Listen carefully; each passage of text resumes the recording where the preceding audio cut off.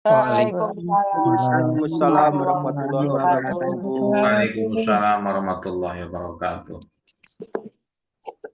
Bismillah, alhamdulillah. Alhamdulillahilladzi faddala bani Adam bil ilmi wal Qur'ani wal kalam. Salatu wassalamu ala sayyidil anam Muhammadin wa ala alihi wa ashabihi alladzi nurul dhalam. Subhanaka la ilma lana illa ma 'allamtana innaka antal alimul hakim. Rabbi ishrah li sadri wa yassir li amri wahlul 'uqdatam min lisani yafqahu qawli. Rabbi zidni ilma warzuqni fahma bi rahmatika ya arhamar rahimin. رضا الله ولشفاعة رسول الله ولكل نيتنا الصالحة الفاتحة.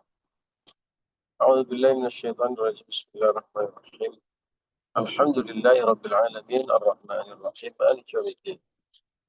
إياك نعبد وإياك نستعين اهدنا الصراط المستقيم صراط الذين أنعمت عليهم غير المغضوب عليهم ولا الضالين. رب اغفر لي ولوالدي ولجميع المؤمنين. Bapak Ibu dan teman-teman rahimakumullah.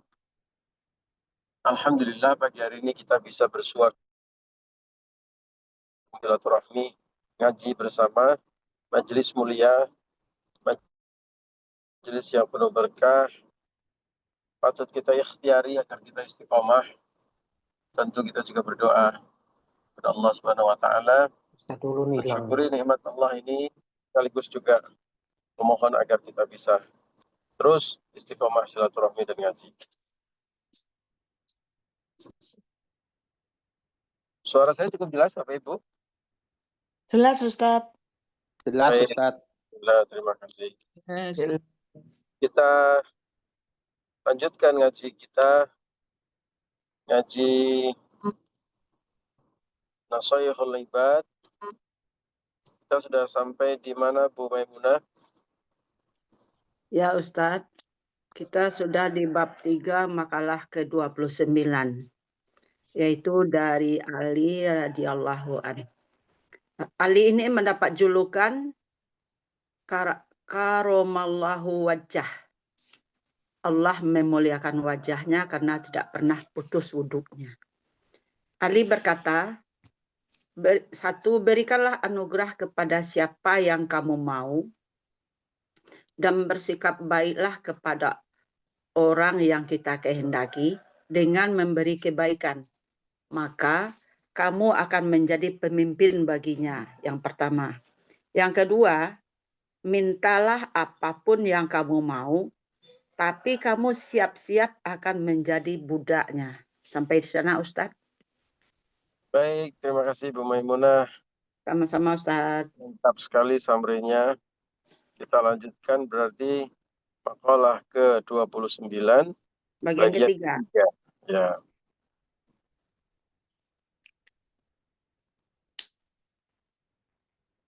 A'udzu billahi minasyaitonir rajim. Bismillahirrahmanirrahim.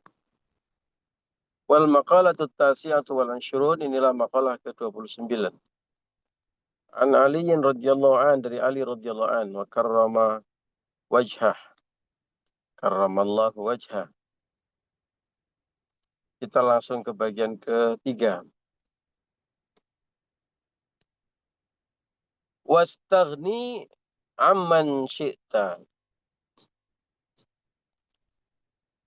Wastaghni, dan jadilah kamu orang yang mandiri, orang yang berkecukupan, orang yang independen, tidak tergantung ya dengan orang lain. Kalau kita bisa mandiri, kalau kita bisa tidak tergantung dengan orang lain, fa'innaka, maka sesungguhnya engkau akan menjadi nadhiruhu, orang yang sebanding, ya, teman yang sebanding dengan dia.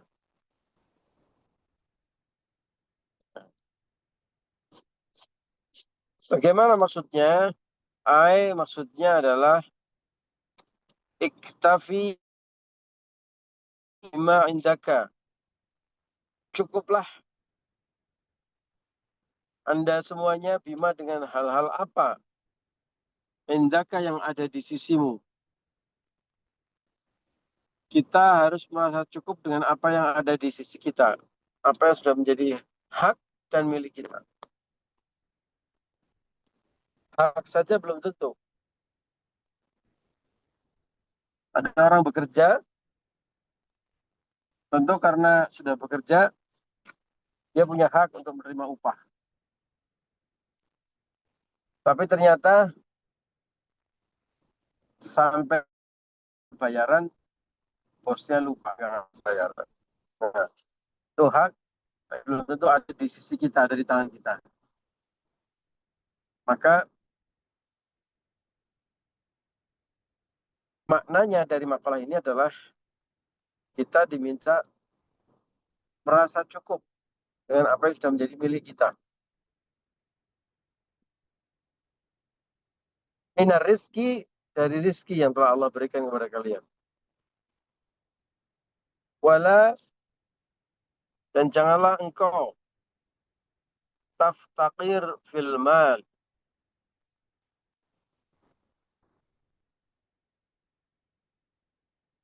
Janganlah engkau merasa butuh dalam masalah harta.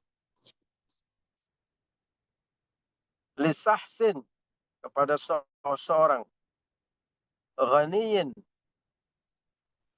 yang kaya, kathiril mal, yang punya harta yang banyak.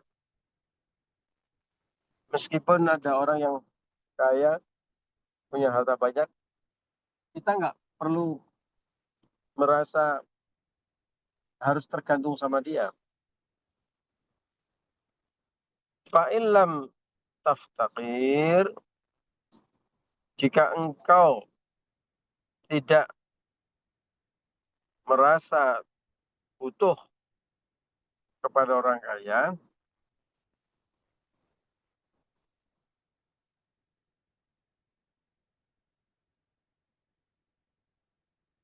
sirta ghaniyan, maka engkau akan menjadi seorang yang kaya, mislahu, yang sama dengannya.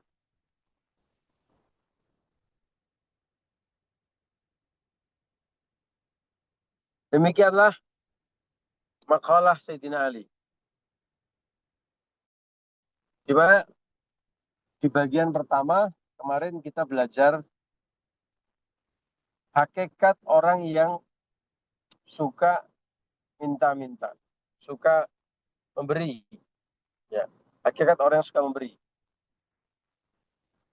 Pada dasarnya orang yang memberi adalah pemimpin. Ya, itu maknanya pemimpin harus punya sense of service, ya, harus punya rasa melayani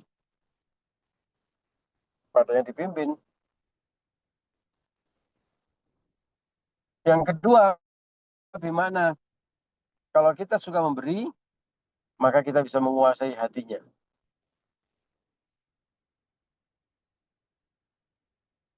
Yang kedua, kita mempelajari, kita boleh saja, silakan saja minta-minta kepada semua orang.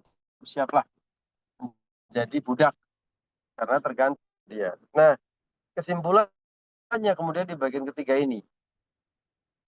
Kalau kita merasa cukup dari orang atau dari seseorang, atau merasa tidak membutuhkan kepada seseorang, maka kita akan menjadi orang yang cukup, akan menjadi orang yang kaya yang sesungguhnya.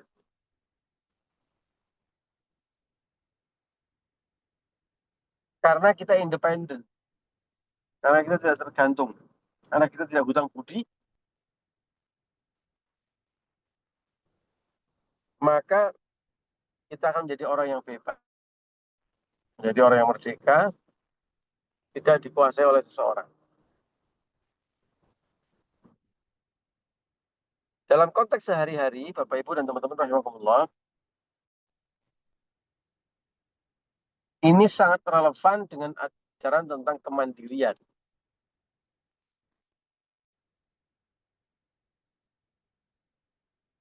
Dan kemandirian itu tidak hanya urusan perut, urusan ekonomi. Ya. Kemandirian dalam segala hal. Independensi harus kita jaga. Kalau kita sudah tidak independen, tergantung kepada seseorang atau sesuatu, maka kita akan dikuasai oleh orang dan sesuatu tersebut. Kalau kita independen, kita tergantung oleh seseorang, kita mau buat keputusan apa saja, bisa.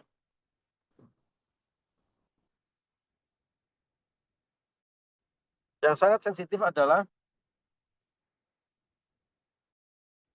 para pejabat, para pengambil kebijakan, orang-orang kunci di sebuah perusahaan, ya, kalau sampai jebol keimanannya, yang dikejar bukan ridho Allah, gawat sekali, karena dia nanti akan tergantung dengan siapa yang menjadi bohirnya, ya, apa yang dia kejar. Kalau yang dikejar jabatan, ya segala cara untuk bisa sampai di jabatan itu. Alhamdulillah.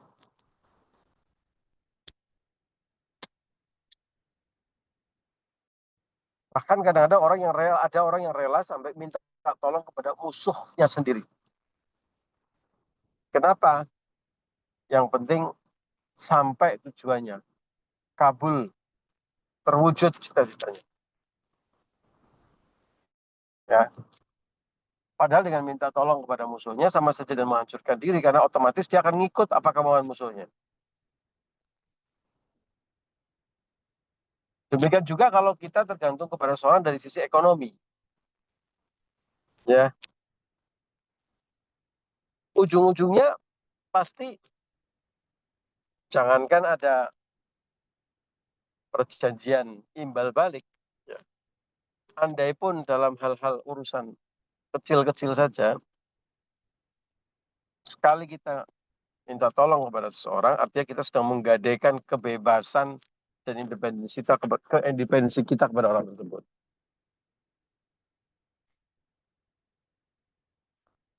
Ibu-ibu misalnya, mohon maaf, bukan ibu-ibu yang ada di sini ya, dagang nih, ngambilnya kulaannya kepada pedagang A. Suatu hari kita bilang, Bu, boleh nggak ambil barang dulu, bayarnya ntar, habis lebaran misalnya. Terus si pemilik kulaan itu boleh, nggak apa-apa Bu, asal 1, 2, 3 tuh ada syaratnya. Ya lah, namanya pedagang. Di antara syaratnya adalah, pokoknya ibu habis ini harus selalu ambil barang ke saya ya. Diiyain. Habis itu ambil barang terus ke dia. Kita tidak bisa pindah, kita tidak bisa pergi meskipun harga dia mahal. Servis dia jelek. Tapi karena sudah, kalau orang Jawa bilang kepotangan budi, ya karena sudah hutang budi maka susah. Iya. Banyak pihak, banyak perusahaan yang membuat jebakan-jebakan seperti ini dalam melakukan bisnis model, menjalankan bisnis model. Zaman dulu ngetren sekali dokter-dokter, mohon maaf ini harus menyebut profesi ini contoh, tidak semua ya. Dulu ngetren sekali dokter-dokter dikirim seminar, simposium, workshop, bahkan sampai ke luar negeri. Tapi sebenarnya itu adalah kedok. Ya, untuk apa? Untuk jalan-jalan, untuk dapat servis lebih, bahkan kadang-kadang istrinya suruh diajak, istrinya dikasih voucher belanja, gratis. Ya. Tapi apakah benar-benar gratis? Tidak. Habis itu pulang ke Indonesia harus nulis resep dari perusahaan tersebut. Meskipun lebih mahal, yang artinya nanti pasien yang dirugikan, meskipun mungkin kualitasnya nomor 2, ada yang lebih baik dari dia, tapi terus ditulis resep oleh dokter karena dokternya merasa tidak enak. Sudah diplesir ke, diajak jalan-jalan. Nah, contoh aplikasi makalah ini dalam kehidupan modern. Banyak nggak terjadi di profesi lain dan di sektor lain? Banyak. Ya, cara kerjanya begitu. Ya, betapa meskipun mungkin kaya, mungkin pinter, tapi begitu hutang budi, maka dia dijajah ya oleh orang atau pihak yang kita hutangi. Berbahaya kalau di posisi-posisi strategis pengambil kebijakan atau penegak hukum. Wah, coba. Mau menetapkan hukum, remang-remang, hukumnya memang misalnya kontradiktif, pasti larinya kepada membuat keputusan yang menguntungkan pihak yang ia berhutang budi, yang pernah membantu dia, yang pernah dia minta tolong. Itu baru remang-remang. Kalau hukumnya jelas merugikan orang yang dia hutangi tadi, maka akan dia bikin remang-remang. Oh, belum lagi nanti pengambil kebijakan. Ya, itu juga terjadi dalam kehidupan kita sehari-hari, bukan hanya pejabat. Ya, makanya Kanjeng Nabi mengajarkan kita untuk mandiri. Termasuk mandiri dari sisi ekonomi.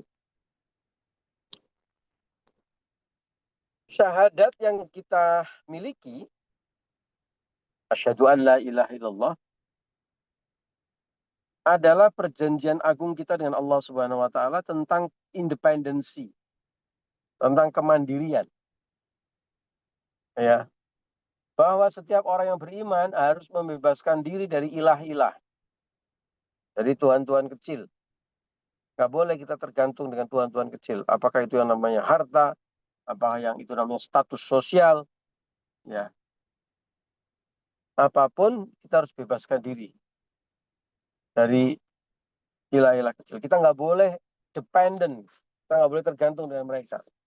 Karena kalau tergantung, kalau seseorang menganggap harta, jabatan sebagai ilah, lalu dibiarkan dia menguasai kita, ya, maka sama saja sedang membiarkan kita dicengkram kebebasan oleh si harta ini.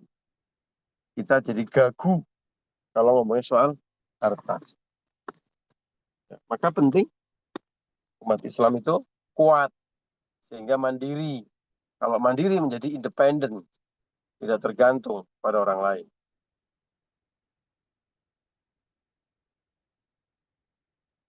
Rasulullah SAW bahkan pernah bersabda, tidak ada sesuap nasi, sesuap makanan yang lebih baik daripada makanan yang dia dapatkan dengan cara dia bekerja sendiri, dengan jeripayahnya. Tidak ada makanan yang lebih lezat, tidak ada makanan yang lebih terhormat, tidak ada makanan yang lebih barokah, melebihi makanan yang kita cari sendiri, apapun itu bentuknya dengan kepala kita, dengan tangan kita sendiri. Apapun itu bentuknya. Jauh lebih baik dan barokah buat seorang. Sampai-sampai Rasulullah memberikan contoh juga. Inna Nabi Allah Dawud alaihi salam kana ya'kula bin amali yadih. Kana ya'kulu min amali yadih.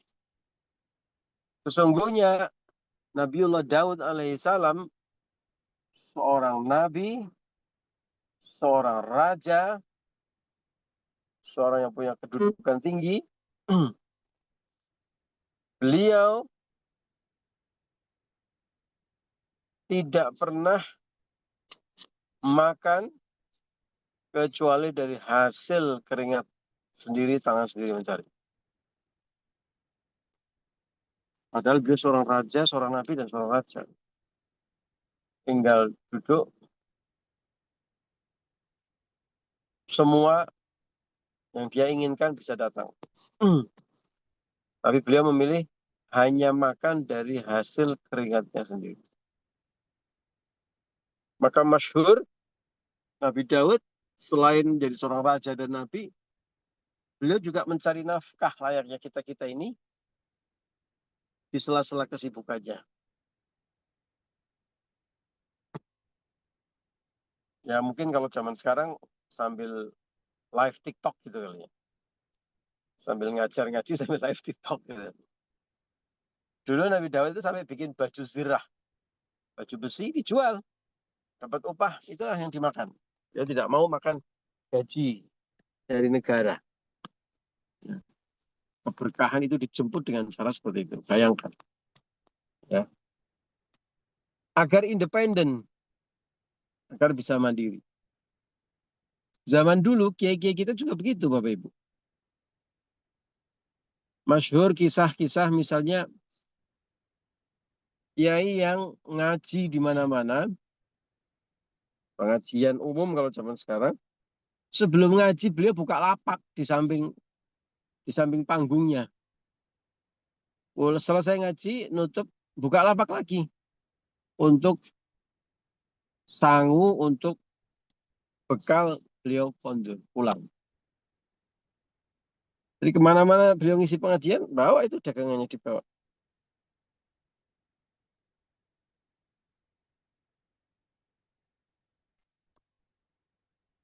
Salah satu yang masyhur dengan kisah itu adalah Mbah Maksum Lasem. Mbah Maksum Lasem yang terkenal sebagai waliullah itu dulu pengajian di mana-mana, dari Lasem ujung Jawa Tengah perbatasan dengan Jawa Timur, beliau bisa misi pengajian sampai di Cirebon, bahkan Banten, itu sambil barang dagangan. Ibu-ibu ini sebelum ngaji ini hampar itu barang-barang Tupperware-nya. Pak Aris nanti ngaji sambil bawa essential oil yang living gitu. Biasa gitu.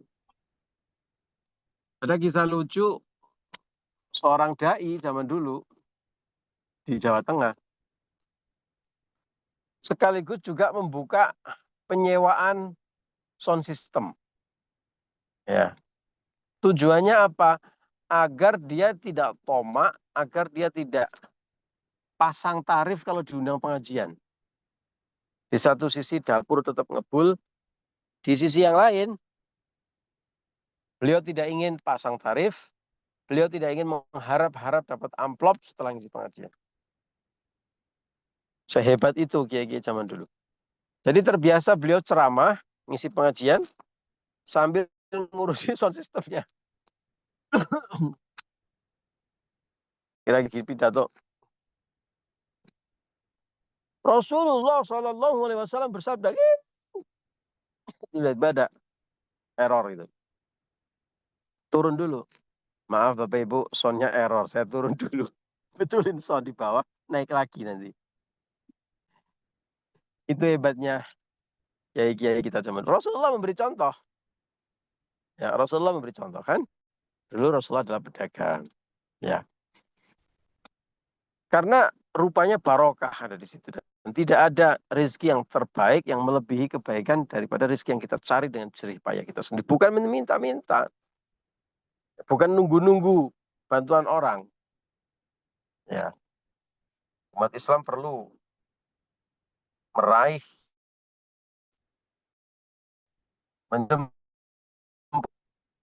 berkahnya ada di situ, tugas kemanusiaan kita itu, dan insya Allah dengan itu kita menjadi manusia yang independen, manusia yang tidak tergantung dengan manusia yang lain, sehingga kita mau bersikap apapun, mau bersikap adil, ya, membuat keputusan itu ringan semuanya, tidak merasa terbebani dengan hutang, ya, tidak merasa terbebani dengan kebaikan-kebaikannya.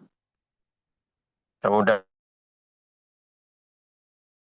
merdeka, independen, ya, untuk bisa terbuka dan independen, merdeka dan independen kita harus kuat. Ya. Kemudian kita menjadi manusia-manusia yang kuat, hebat, tidak tergantung dengan orang lain, sehingga kita juga bisa membuat keputusan sesuai dengan hati nurani kita. Berbuat sesuatu sesuai dengan hati nurani kita. Karena kita tidak hutang budi kepada seseorang atau satu pihak. Demikian ngaji kita pagi hari ini. Terima kasih semuanya.